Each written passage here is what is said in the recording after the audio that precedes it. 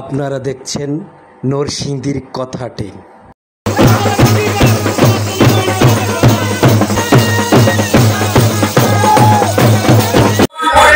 বিসমিল্লাহির রহমানির রহিম।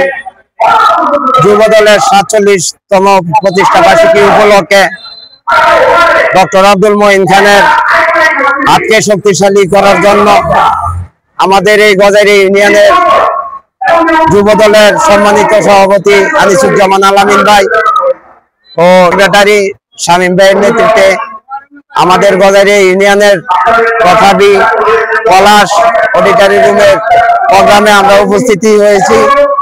ডক্টর আব্দুল মঈন খান স্যারের হাতকে শক্তিশালী করার লক্ষ্যে আমরা স্বতঃস্ফূর্তভাবে অংশগ্রহণ করেছি। আর সামনে নির্বাচনে ওনাকে যেন বিজয় লাভ করতে পারি এই করে আমার নেতৃত্বে ডক্টর আব্দুল মঈন খান স্যারের নেতৃত্বে আমরা আসছি।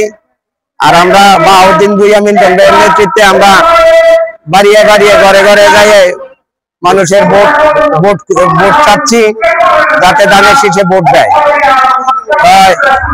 তারেক রহমানের নির্দেশ যে ভালোভাবে ভালো ব্যবহার করে মানুষের দ্বারে দ্বারে গিয়ে যাতে আমরা ধানের শীষে ভোট চাই।